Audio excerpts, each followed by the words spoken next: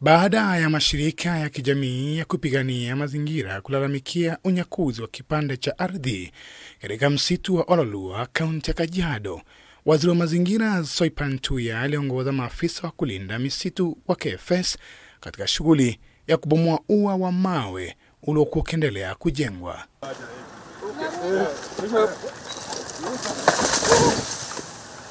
Kabla ya ubomozi huo, kulikuwa na kikao cha hadhara kati ya wizara ya mazingira na mashirika ya kuhifadhi mazingira ya eneo hilo, ambapo Tuya alitangaza kuwa serikali itatoa hati miliki zote za vipande vya ardhi ndani ya misitu ya serikali kote nchini. We are determined and we are committed to conserve Ololua forest.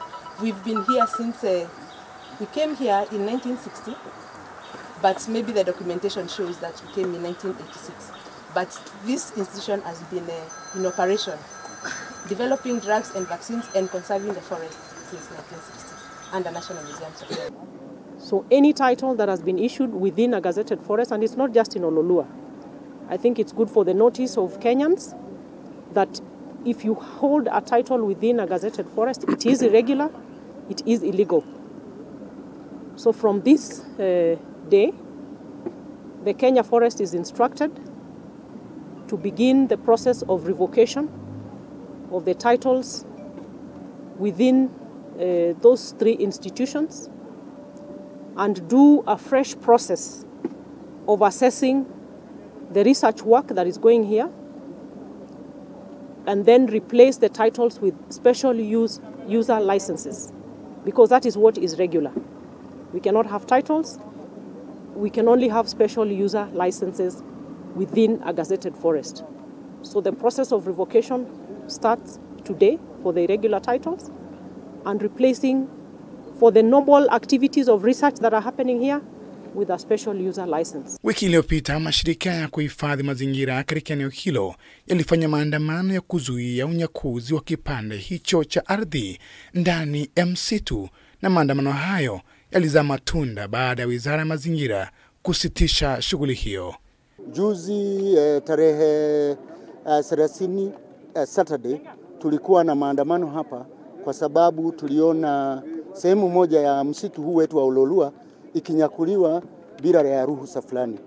Na tulipofanya maandamano haya tulituma ujumbe kwa waziri na pia kwa serikali, kwa CCF yani KFS, kuja tuweze kutatua tatizo hili kwa sababu unyakuzi huo ulikuwa mkubwa sana. I have established that we have 3 institutions of government: the Institute for Primate Research, the Nuclear Regulatory Authority, and the Child Welfare Fund.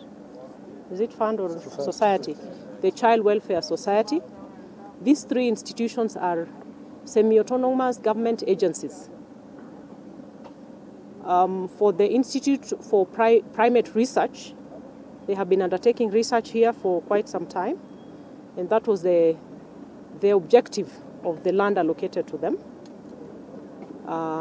The same for the Nuclear Regulatory Authority, but the directive I'm giving this morning is that the titles held by these 2 institutions are irregular, for the sole reason that you cannot have a title within a gazetted forest. Those 2 cannot sit together.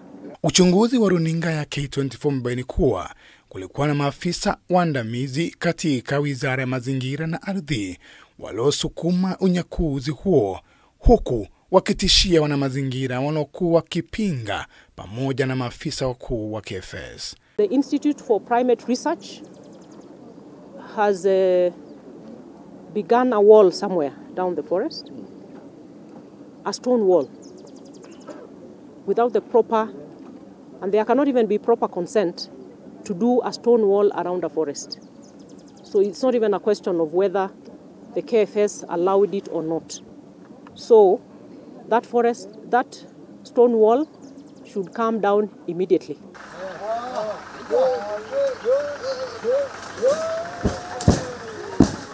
So the process of revocation starts today for the irregular titles and replacing for the noble activities of research that are happening here with a special user license. And the amount of land to be allocated through the special user license must be commensurate with the research activities happening. Because I'm made to understand that the total land allocated is close to 500 acres, but when you look at the real research activities, you don't need that big parcel of land. And we do not have to de-gazette a forest for the purposes of research work by a government institution. If indeed the objective is research work, then it should really just happen within the protected area of the forest. Runinga K24 pia imebaini kuwa kuna baadhi ya wanamazingira ambao wamelazimika kuondoka eneo hilo baada ya kupokea simu za vitisho kufuatia juhudi zao za kuzuia unyakuzi wa ardhi ndani ya msitu huo. For the Child Welfare Society, I do not see the object for which they say they want to use the land for as one that is authentic. One, because the land was allocated in the 70s, as they say, and I'm still going to review the documentation. And up to this point, we do not see any activity that is in tandem with the objective that they say the land was allocated to them.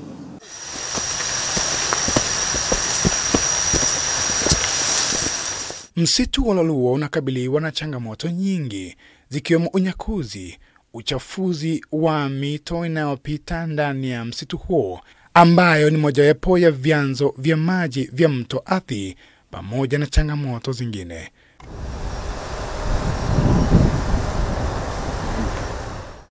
We shall embark on vigorous fundraising to do the proper fencing for the protection of the forest. So no stone walls, and by all means, forest land is not no man's land.